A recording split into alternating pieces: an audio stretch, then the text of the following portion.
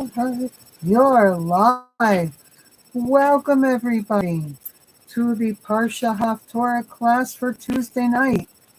So, my husband always begins the class with the Parsha, and so I'm going to pass the camera over to him. And with the help of the Almighty, I will be coming in right behind him, back to back. Yeah? Oh, okay. Let's do this. Enjoy the class, everybody. Welcome, Jennifer. Welcome, Ben Sion. May the Almighty give you all extra blessings for being such a blessing to us. Shalom, shalom. Go ahead, husband. It's your time. Good evening, everyone. Thank you for joining us for the Parsha class this evening. It's Tuesday night, and we take these few minutes, no matter how many minutes they have, they're far too few, but we take the few minutes to learn the wonderful Torah portion. The Torah portion is not just something that's repeated. It's an alive, powerful, forceful influence over the world. And if we look carefully enough, we can see each week that there are matters that are related that occur during the week that can be found actually in the Sedra. The subject of these 3 weeks, this week and the last 2 weeks, has been the story of the Jewish people in Egypt. It's a while before Passover. Our sages understood that it's appropriate for us to be inspired and be warmed up in the cold winter with these very, very dramatic portions that illustrate the immense power of the Almighty. There's a number of things that we are to learn from them. In fact, the whole thing is a great classroom. Egypt was a great classroom, not only for the Jewish people living at that time, but for eternity. It's a classroom in which we study that the Almighty truly creates and can alter all of the things that He creates at will. He is boss and ruler over the heavens, the spiritual worlds, and He is boss and ruler over this physical world down here as well.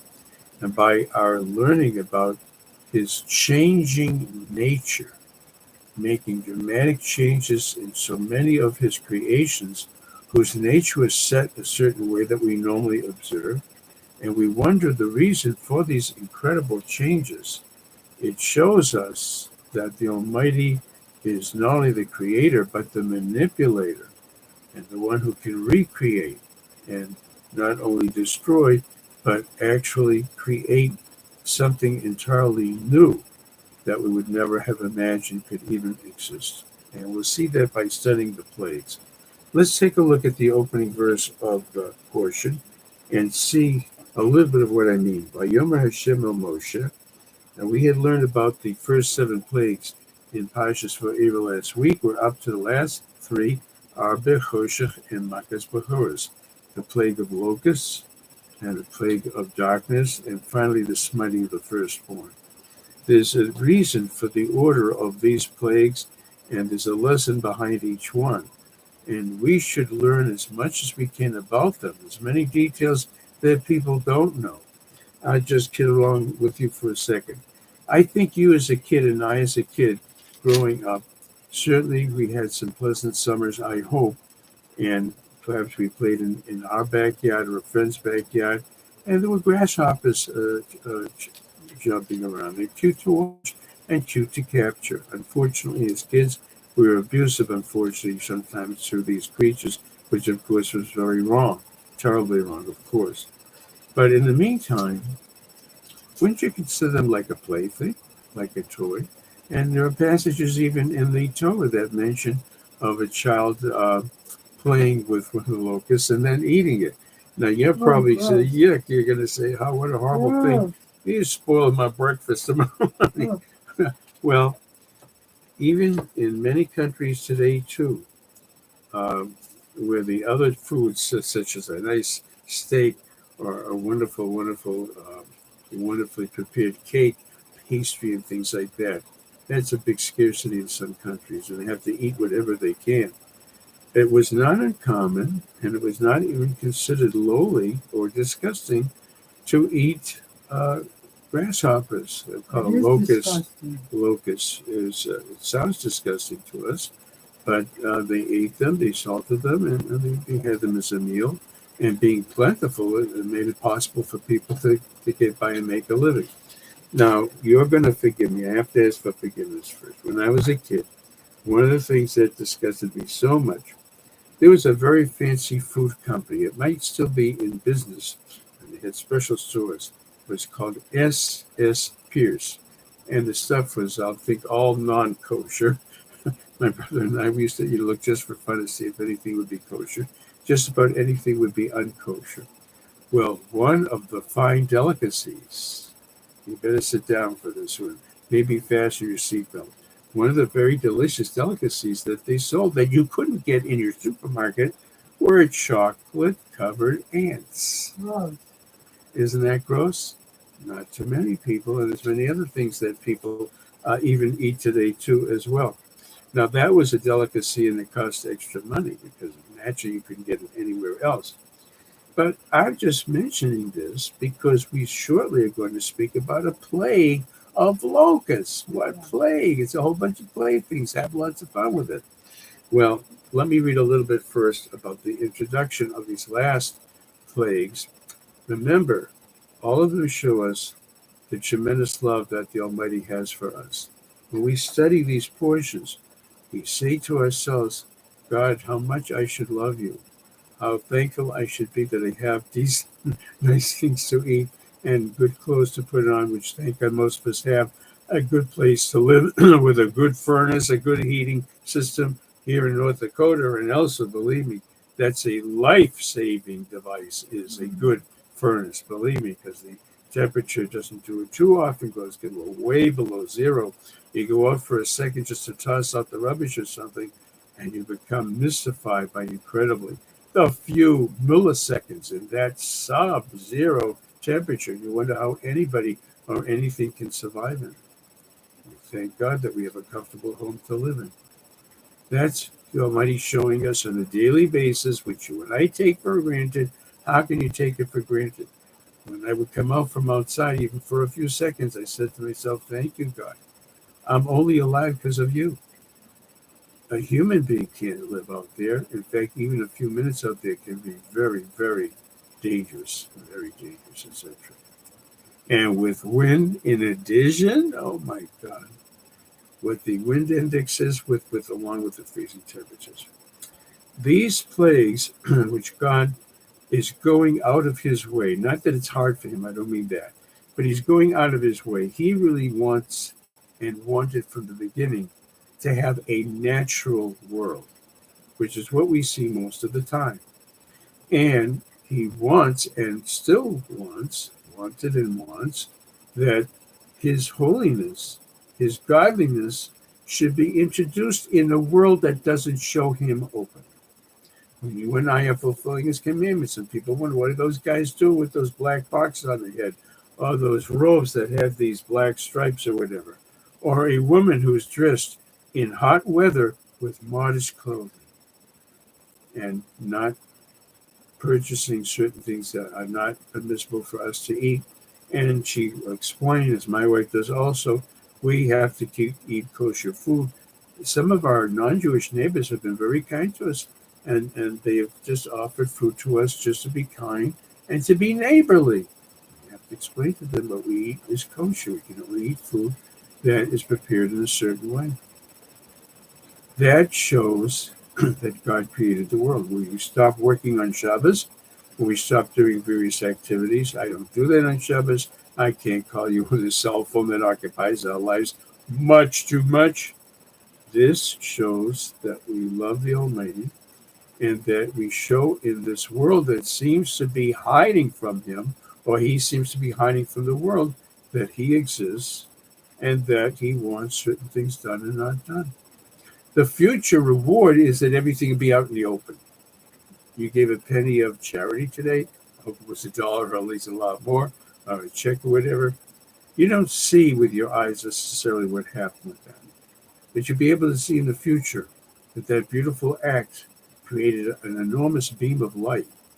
And that enormous beam of light is in the world now. It stays there. It doesn't disappear. It does not evaporate. And it very well could save a young Jewish man or woman. Those hostages, those girls, what a horrible, horrible. They're soldiers. You know what they do as Spartans. What their job was, that the three, I don't know about the other four, but they all had very critical jobs in saving us, saving we the Jewish people. And they were incredibly tortured and mistreated, etc. And one of the girls has a bullet still in her leg. Their courage and their pride to be a Jewish girl, a Jewish woman, no matter what. This shows that there is one God in the world. And that's what the Almighty enjoys and what he wants to see. This is all temporary, this evil that we're seeing. It's the end. It's the end of the, what you would call the great, great project. The project of wiping away evil, washing away evil, destroying evil, and replacing it with goodness and kindness and light. We're at the end of that project. And like at the end of most projects, even I just got a few more things to finish up and I'll be all done. Woo, hour after hour after hour. I was supposed to be done days ago, whatever. It's just these last few details. They're so hard. There's so much challenge. And so many things go wrong. So we should not be discouraged. And I'll show you here that even Moshe was getting discouraged. There were 7 plagues, right? Moshe, God said to Moshe, I'm reading from the beginning of the portion, this is chapter 10 of Exodus, Bo el Paro, the Almighty telling him, come to Pharaoh. Just give him what he's supposed to tell him. Warn him about the falling plague or whatever that's coming up. Bo el Paro, come to Pharaoh. Very gentle. Ki ani hechbadiyas libo. God says, I have made his heart very heavy. He is slave avadov in the heart of his servants. Laman, in order she see osasai ela, to place these my wonders, these miracles bekirbo in his midst. I don't do this normally for a living, the Almighty says. I don't show myself in this incredible way with all these amazing things. First of all, why does Moshe need this extra encouragement? He's been doing this for 7 plagues already, right? We're coming up to plague number 8, 9, and 10. He should be used to his new job.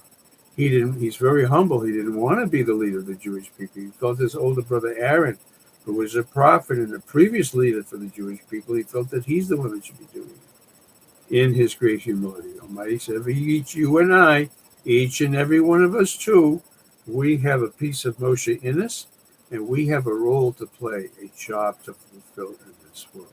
And nobody can do it but you. You've been given the opportunity to do a good deed, to do a wonderful thing, or to continue doing something good that you've been doing in the past. You got this obstacle, I'm too tired today, I haven't got time today. This person is taking up all my time, I got this and that. And we persevere just the same and do what we're supposed to do. That's the Moshe that's inside us, the leader that has to do the right thing. All right. Moshe himself is somewhat discouraged. That'll listen for us. Don't let the turkeys get you down. It's an expression in Massachusetts. They have a lot of wild turkeys running around, even in the streets. Don't let the turkeys get you down. Moshe Rabbeinu has seen that each of the plagues, which was deadly, I told you they're not jokes, they're not fun. The frog, the whole thing, the vermin, each of the plagues was very deadly and very frightening.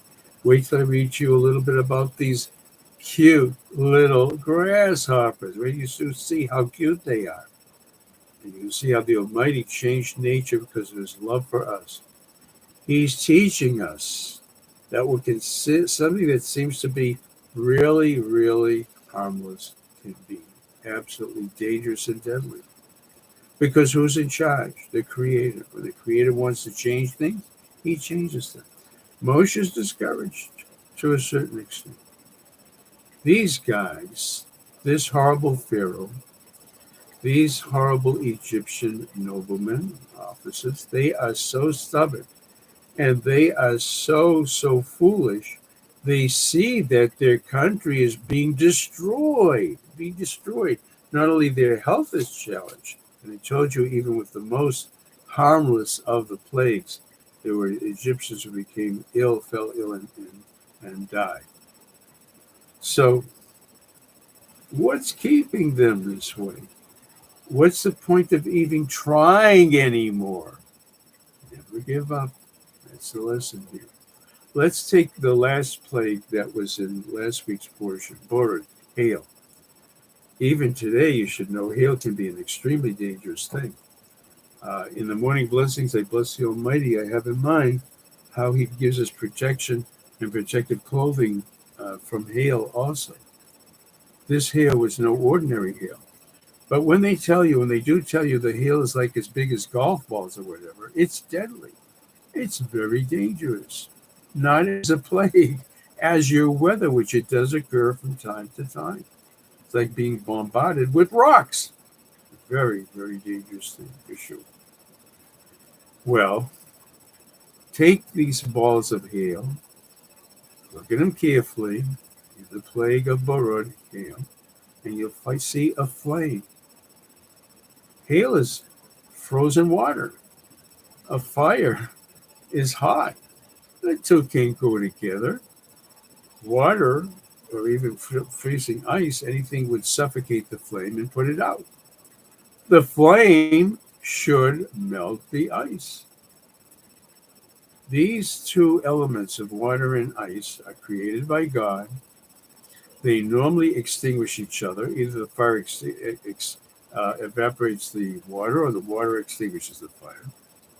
Each has a special guardian angel. Everything in nature has an angel operating it. We're learning something about this on Sundays too, how even angels eat, what they eat and what it does for them as well. So there's an angel that's in control over liquids, over water. There's an angel in control over energy, over fire. These two don't mix. You try and mix them. They don't mix. In order to fulfill what God wanted them to do, the two angels made friends and worked together. Normally, they are enemies. Fire destroys water, water destroys fire. This is a tremendous lesson of the Almighty's love for us, illustrating I'm the one who makes the nature of fire hot, and I give it the nature to evaporate water. I'm the one who sees to it that water can drown out a flame. And when I tell my angels, put them together, and inside that ball of ice there's a flame, they made peace, the two angels, to fulfill what they wanted to do. The example is given. You can see a president with his cabinet. The president, Trump, has done a marvelous job. He's talking about miracles with your eyes. I can't even imagine how he accomplishes so much in a 24-hour period, more than someone else could do in years. He thinks very carefully, and while he was waiting to be president, he looked at all the things that were ruined by the previous administration and developed the strategy, developed plans, and even chose the people that he felt have the talent to put this to work to fix hundreds of horrible things that this country has been damaged with by the previous. I still can't understand Democrats. I can't understand Biden. I don't understand it. Remember, he came up with decree after decree. You can't have the car that you want. You can't have the amount of water that you want, etc. You can't have this. You can't have that. Decrees. Remember his decrees? And I said to myself, this is just like Pharaoh, like Pharaoh. Just like Pharaoh. The damage was seen immediately. The inflation, all the things that have gone wrong in the country. Incredible crime. Let everybody in. It's such a kindness. You see, when kindness is abused, it's worse than evil. It feeds evil. Yeah, be nice to everybody. Come on in. The water's fine. Come on in, eat what America has to serve. Yeah, we'll kill a few people who are at it and attack a few houses when we do that, and we'll smash up your stores, etc., etc. That's all. That's fine. You invited us in. That's what we came in for. Pharaoh sees it, is told it. His ratings went down. His popularity went down to the floor. Even those who supported him, his own party dumped him from being a candidate for president. His own party. They're no better than he, of course, either. So now, take this Biden that we just, thank God, have now been freed from. Bless God that we have. Now, think of a Pharaoh. Think of a Pharaoh in front of his eyes, in front of all the Egyptians' eyes, and his officers and noblemen. They see the country being destroyed, and yet they too, not just Pharaoh, but his party, his Democratic Party. I'll get into trouble for that, huh? Not only Pharaoh, but his party supported him. They supported him. God says in this opening verse right here, don't be discouraged, Moshe. Don't be discouraged that Pharaoh has not given in. Even though, what did I just describe, this horrifying, incredible plague? It destroyed all the vegetation, destroyed all their food, with certain exceptions purposely for the next plague to eat up. We'll find that soon too. What do we see? We see what Biden did. Pharaoh saw it, and his servants saying to him, as you're soon going to see, I will quote from it, and I'll go ahead a little bit. And it says, Vayomru elov avdei Pharaoh lemo. And the servants of Pharaoh, we call them servants. It says cabinet. It's his office, what we call a cabinet today. Secretary of this, secretary of that. Ad Mosai, until when ye is zelonu l'mokesh. Will this be for a stumbling? Will this be a trap for us? Who's the this? This is Moses. Until when will this man Moses be for us, someone who is causing us to be trapped and stumble? Shalach Hashem. Send them in already. Send them. His own cabinet is telling him to give in. Believe me, they're pretty bad too. V'yadu es Hashem lokehem. Let them go serve God, their God. For us, we have our idols. We worship the animals. That's why we take the Paschal lamb as an animal. That's what they used to worship. Let them serve their God. Terem Teda. They're talking to the king. In those days, a king is the president. A king is, if you say the wrong thing to him, that's it. You're through. That's the end of the person's life. That's it. Through. Look how they're talking. Send the people. Let them serve God, their God. Haterem Teda. Do you not yet know President Biden? Ki of the Mitzrayim, that Egypt is destroyed. And having gone through that presidency of Biden, you and I can get an idea of what this Pharaoh is like.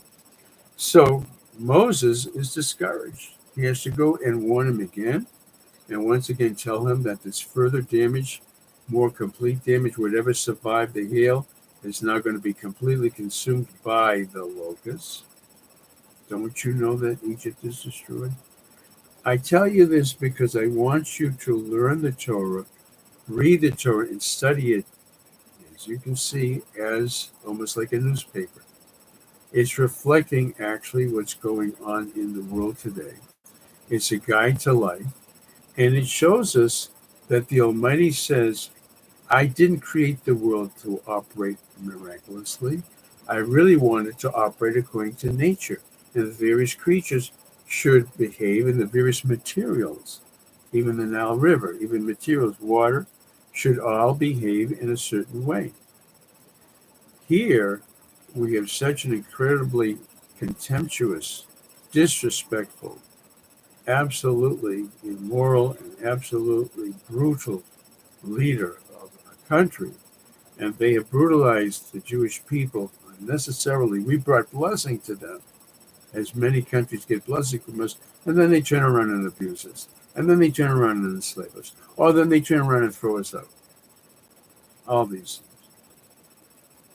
The Almighty is doing this for us. I love you, Jewish people. I love you so much. You are a part of me. You were the first thought when I decided to create the world. I wanted to have human beings that would be in the physical earth who would fulfill what I want, even when it's tough, and even when it doesn't seem to make so much sense. For you Jewish people, I'm changing my world. The things that seem to be helpful and healthy and safe and enjoyable become destructive and dangerous. This is what is being done because you were abused by a people who were absolutely ungrateful for what you did for their country. Sound familiar? Happens today too. Around the world, you see Jewish people have held, wherever we've lived, we're very good heads. We have good business people, good artists, good scientists, etc., etc. They turn around and abuse us and destroy us. Well, illustrating this, let me read a little bit more of the portion in which Moses is told, do not be discouraged, because God says any human being, of course, would have given in long ago. But this Pharaoh, when he had free choice, when he could have cooperated and just let the people go for a 3-day religious retreat. Moses never asked for freedom. He didn't ask for permanent leaving Egypt. This Pharaoh would not allow. So Hashem says, Ki ani hechparti es libo. Anybody else would have given in. But because Pharaoh, when he had free choice, and he could have given in and let the people go, because consistently 5 times he refused on his own, now God tells Moshe, don't be discouraged. Even after such an incredible, horrifying plague is hail, fire and water come and destroy the land together. The fire, by the way, burns up the land too. And the ice didn't just break and destroy the plants and trees, but the fire also did its part too. Ani hechbarti es libo. I have done this. And why have I done this? I'm going to read you why. The Almighty gives 2 reasons. Here's reason number 1. L'manshisi ososai ela b'kirbo. This denier of God, Pharaoh, me Hashem, who's God that I should listen to him? I'm showing him who's really boss. That's one of the reasons for the plagues. And the other, the Jewish people are told, this is a lesson, not just a history lesson, it's a living lesson. You should tell and speak into the ears of your son and your grandson, your daughter, your granddaughter, how I mocked this great power, this major power. Yes, and my miracles and wonders and signs that I placed in them. Vidatem, you Jewish people will know Kiani Hashem. As I was trying to say, the land of Egypt became a classroom to show that the Almighty has power in heaven over the spiritual and over the natural, over the earth, and that what he does goes. What he says goes. What he wants goes. So it's a tremendous lesson in that. Well, I want to take a little bit of time for somewhat of the description of the final plagues, the last 3 plagues. I mentioned to you a few minutes ago, and I think you did it yourselves, that as kids, you're playing out in the backyard, and there's all kinds of bugs. You don't play with bees, no, you don't do that. The flies are annoying. But when these grasshoppers come about, there's like a plaything. So let's see what happened. When the Egyptians were first told that a plague of locusts is coming, they rejoiced. Their food supply had been messed up by the hail. Now they could eat. I know it's not appetizing to you, but they could eat The locusts, they'll be there by the millions. Okay, let's see how delicious these locusts were. These locusts were not ordinary insects. They were an army of miraculous insects. They had special organs. Don't forget, they're bugs to wound and kill the Egyptians. They had teeth like iron, horns resembling those of oxen, claws like lions, wings like eagles, and writhing backs like snakes.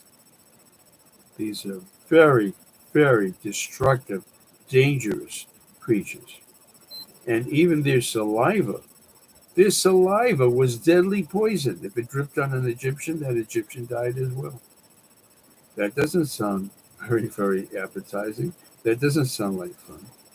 And it says that these locusts were so hungry they ate anything in sight. Oh, yeah, trees, grass, and stuff like that. Yeah, sure. They devoured also the Egyptian jewelry, their clothes, and their precious articles. There were so many of them that the sky was darkened because they were covering all the sun's rays, covering the earth. They stopped up the wells so you couldn't get water, and they ate everything that they possibly could. Why were the Egyptians afflicted with this plague? They did many wicked things, but we see that the Almighty punishes not out of wrath. Don't catch these horrors like we would like to.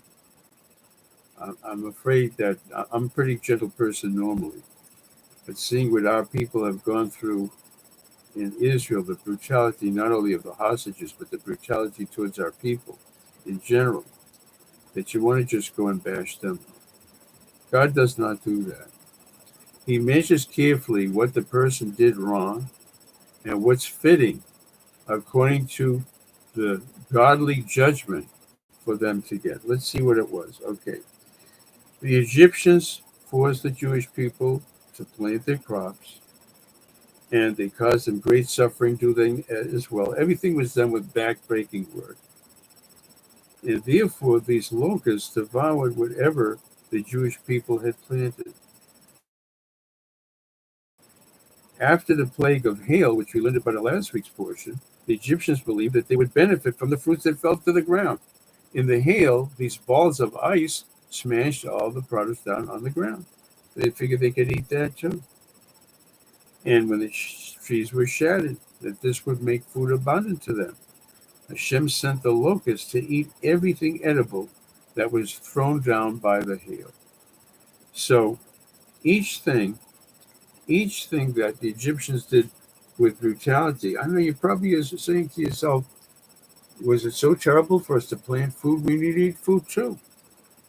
Everything they made us do was incredibly, incredibly overworked, whipping, backbreaking work, overdoing, incredible suffering with each of the things that they told us to do. Yes, if we were simply planting the crops, and even if we were just what you would call reasonable servants, that would be something for the Egyptians to be plagued with. But it's an enormous abuse they did by forcing us to plant their food. And therefore, all of their edibles was completely destroyed and removed. Everything is done with measurement. Everything is not done with bashing, with revenge, with temper. That's not how God conducts his work. Everything has to be done properly. Okay, let me look at perhaps one of the other plagues that we can look at for a moment too. Chosha, okay, plague of darkness. That seems to be very hard to us to understand. I want you to know, to help us appreciate this. When the electric light bulb was invented, all life changed. It used to be that people worked hard during the daytime, and daytime could be dawn to not only sundown or dawn to darkness. People worked very, very hard to make a living. Farmers especially. You know, there's daylight savings time, which is they're always talking about abolishing it. It was actually there originally to give farmers more time to work in the field, more daylight. At any rate, when the electric light bulb was invented, all life changed. People used to sleep a decent amount of hours because candlelight is very hard to work with. I've tried it myself. Sometimes electricity has gone off because of God protect us, dangerous storms or whatever, or something went wrong with the power company, which occasionally happens too.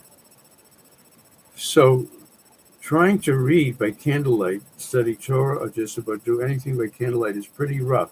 I guess you'll get a little used to it when you actually absolutely have to.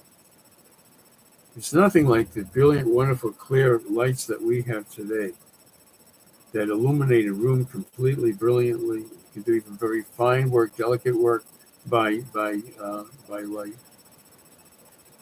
The plague of darkness, we have to understand, must be far worse than simply nighttime. Let's see what the plague of darkness involved. Okay. The Almighty commanded Moshe, stretch out your hand towards the heaven and bring darkness over the land of Egypt, a darkness that's so thick it can be felt. Again, everything is under God's control. Darkness is the absence of light. He's just dealing with air and space. What's there to feel? Everything is under the Almighty's control. Moshe stretched out his hand. Darkness enveloped the land of Egypt for 6 days in a row. That's day and night, night and day, dark continually. It's annoying, by the way. It's annoying. Sometimes we have a period of very cloudy weather, very, very dismally cloudy weather, in which the clouds are so thick and dark and black that it's fairly dark outside. That annoys us during the day. We want to see the nice shining sun. We want to see it's so enjoyable to see sunshine and nice blue sky. Day after day after day, we get very, very annoyed with that weather pattern, which does occur. And even after a major storm, very often the sky for a week or two is still cloudy after that too, very cloudy and dark. So this darkness lasts for 6 days, day and night, no day. And like the previous ones, the seventh day of darkness was reserved for when the Egyptians would pursue the Bnei Israel at the Yam Suf, and Hashem would bring darkness upon them. Why wasn't this plague 7 days like the other ones? Because that seventh day is going to happen to the Egyptians when they chase after us at the Red Sea. We'll learn about it in future weeks. On the first 3 days, the Egyptians were able to move around freely in the dark. Oh, what's so bad? However, here's the catch. No matter how many candles or torches they lit, the darkness prevailed and they couldn't see a thing. So you're groping around trying to live in the darkness. During those days, everything the Almighty does is with a purpose, as we will see. This is something for us to think about very, very carefully and very thoroughly. It's hard to understand. It was hard to understand, but until what's going on now we understand better, as I'll share with you. There were very wicked Jewish people as well who didn't want to leave Egypt. They didn't want to be Jewish. They didn't want to keep the Torah. They wanted to stay as slaves in Egypt. Now that seems ridiculous and stupid to you, doesn't it? Here you're getting an opportunity to leave, and all these miracles are being done to ease up, stop the slavery and ease up upon you, and eventually you're going to go. It's a group that does not want to leave. Very wicked people. So the Almighty saw to it. Everything is with great brilliance. God does everything very brilliantly. During those days in which the Egyptians couldn't see at all what's going on, those wicked Jewish people passed away, and it was an enormous proportion of them. Only one-fifth of the Jewish people left Egypt. Can you imagine that? 4/5 of the Jewish people never left Egypt because they didn't want to. If a person has the opportunity to serve God, live a better life, a pure life, and a good life, and they choose to be able to marry their mother and their sister and someone else's wife and animals, a filthy, immoral life. Worship everything under the sun, including the sun too. Worship everything. Everything will be just fine. Those people did not deserve. Not only didn't deserve to leave, they didn't deserve to remain alive. But the Almighty didn't want to disgrace us. If the Egyptians would see, Jews are dying too. Look, see, they're no better than us. The Almighty did not want to disgrace Jewish people. We had plenty of tzadkas too. There were very, very improper and wicked Jews also. But at least they had this one redeeming quality to be at least leave Egypt and maybe be better, maybe improve yourself. At least that's a redeeming quality too. These guys, we'd rather stay here.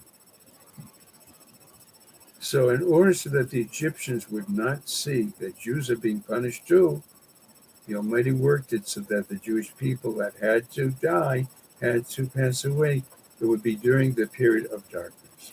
Everything has a purpose. And Hashem has a very deep purpose with everything he does. And it's all with mercy and with judgment. And after many, many chances to improve, many, many opportunities to improve. When somebody is like Pharaoh, he's so stubborn, when he does have free will, they lose. When a person abuses their free will and consistently choose to do the wrong thing, they can't help themselves.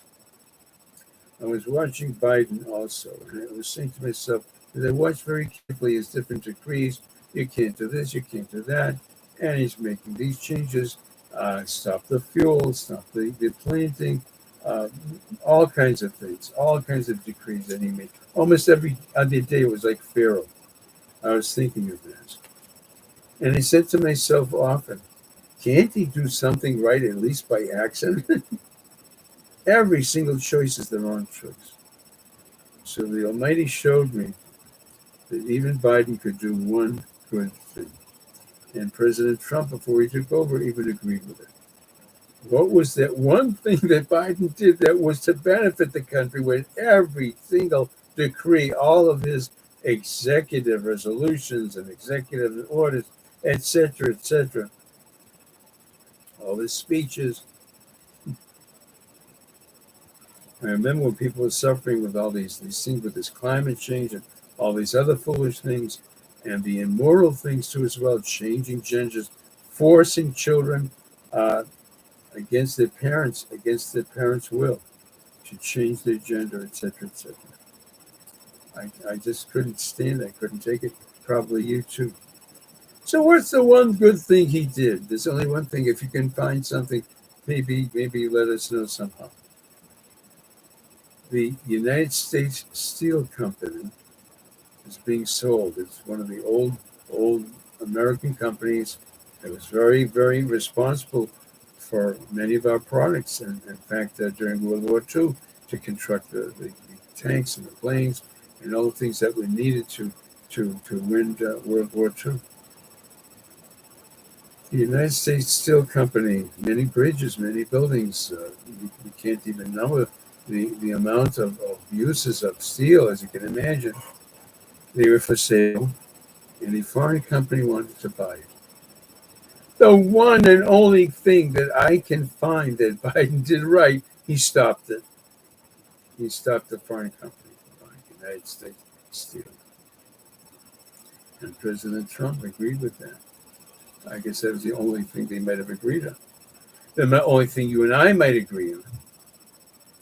So what was it showing me? It was showing me that when a first person chooses consistently to do the wrong thing, their punishment is to lose free choice. And to show that that same person could turn around and improve if they really, really wanted to, we have the story of the United States Steel Company. For once, he did something from America that a major, major company upon which the country depends greatly should not be sold to foreigners. Really a lot to think of. Rebbetzin Yiska, you just ready to take over? I'll just go on for a minute, and I'm going to close the class soon, then, sir, okay? Yeah, the Haftorah is also, just briefly, it's also showing the destruction of Egypt. Once again, the destruction of Egypt, which had punished us and enslaved us. It's interesting to note that not even only while we were there were they were punished, but um, also long after we had left. They continued their horrible way of life, and therefore uh, they were punished accordingly. And Makas Bachoros, that the Jewish people, the final plague, the plague of darkness. Oh, I didn't finish about the darkness, that the latter 3 days you could feel the darkness, and they couldn't move. If you were standing, you couldn't sit down. If you were sitting, you couldn't get up. Once again, showing that freedom of movement and freedom of life, the things that you and I take for granted, can be interrupted. And who's in control? Is there substance to darkness? I go out now, it's dark outside. I don't want to go out now, it's cold. Is there substance to it? You'll feel air, but is there substance to it? That it thickens almost like a material and that you can't actually move.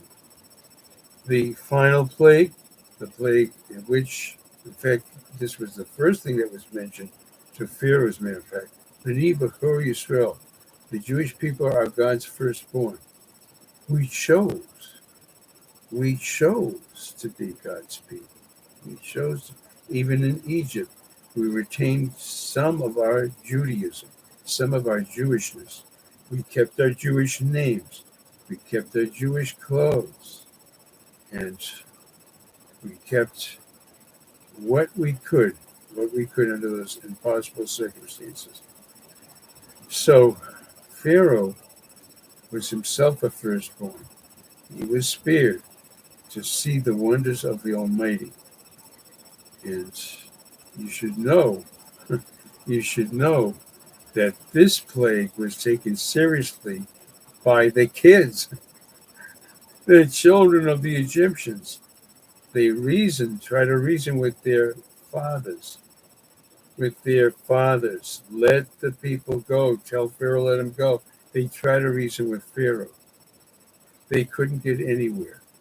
This stubbornness was brought upon them by the Almighty.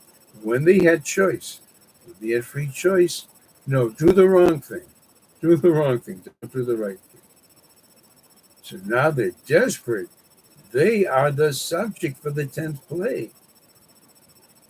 They made a revolution. They killed many of their parents. They killed many of the noblemen before the 10th plague even came.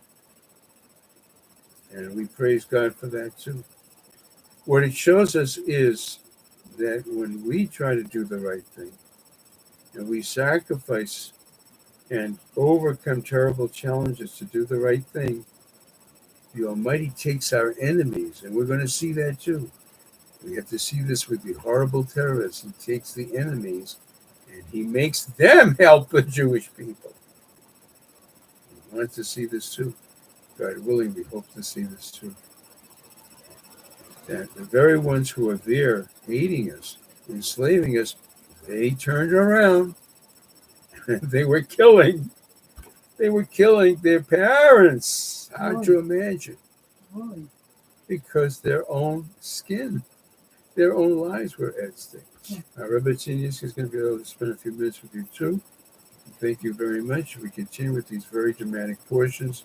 Remember, with all that our people are going through, just as in Egypt, there's going to be a greater redemption than even the story of Passover.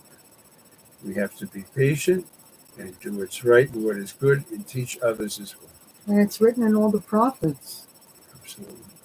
So a lot of the Haftorahs cover on that. In fact, I'll even quote one. Ki meit seischem mi eretz Mitzrayim, just like your days of your leaving the land of Egypt, Erenu Niflaos. I'm going to show the Jewish people great wonders, even greater than what we saw as we left Egypt. Oh, Hashem. Thank you. Thank you. Yasher Koach, husband. Excellent clay. Okay.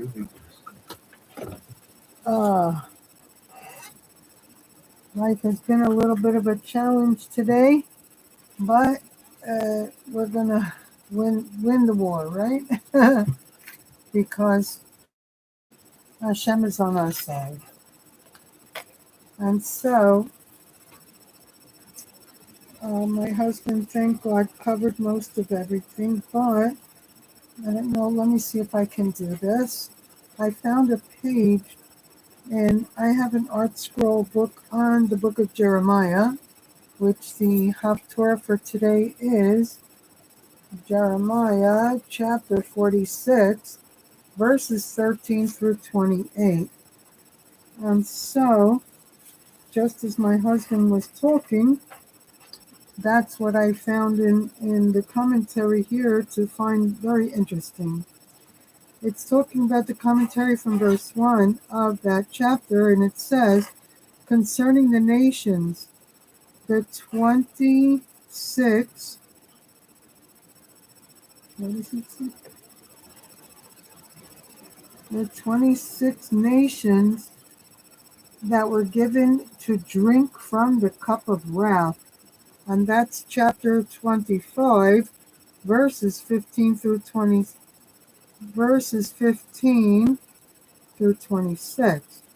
But chapters 46 through 51 single out 11 nations for harsh punishment.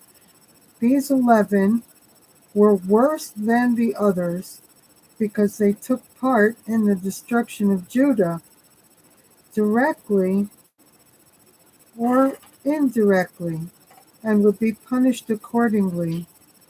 The example of Egypt, which is mentioned in the chapter, made a pact with Zedekiah to come to his aid against Nebuchadnezzar, chapter 37, verse 7, which Zedekiah relied upon when he rebelled against Babylon. The later reneged. Egypt actually mobilized its forces and began marching towards Jerusalem, but then withdrew. When Nebuchadnezzar saw that he was unopposed, he intensified his siege of the holy city, a Barbanel commentary. The dated prophecies, see chapter 2, verse 2, and 47:1 and 49:34, were given before the destruction of Jerusalem. Hence, the need to clarify when they will be transmitted.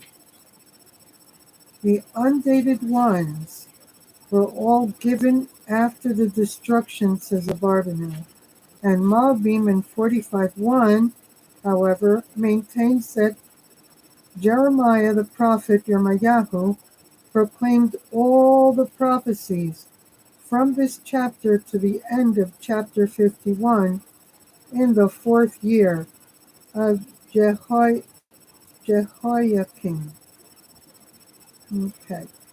So I just wanted to read you a little bit of the commentary on this chapter so you can get an idea that it's a little more complicated than it sounds, and that no matter where we go in all the Haftorahs, lately especially in the past months, we find that everything is talking about that Almighty God, and we read every Friday night Psalm 97 and 98, which also talks about the fact that Almighty God will be rising up soon in these days to destroy all the enemy nations and to bring this world back to a righteous place to live. I can't wait. I've been praying for President Trump to come back because we want this world and this country to be a righteous, safe, peaceful place to live once again. And we should all be praying for that. It's promised to us throughout the prophet writings, and so we know it will be a reality. Exactly when? That we don't know.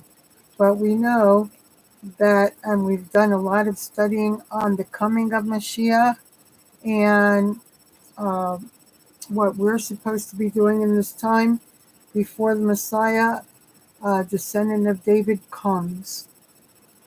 And one of the most important things is to say, Hashem, bring Mashiach now, please. We need Mashiach now. We need peace in the land of Israel and all over the world. We need to see the reality of what is written in all the prophecies. And so with that, I'm going to go ahead and close up for tonight.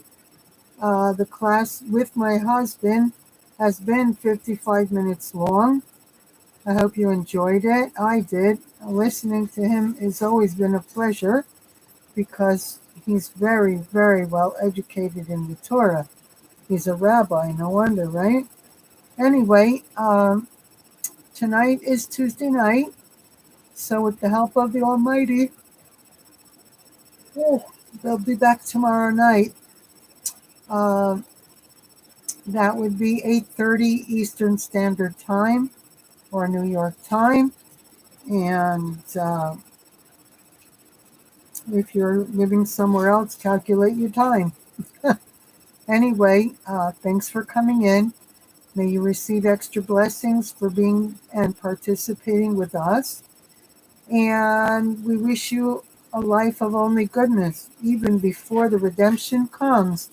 May we all start living the final redemption now.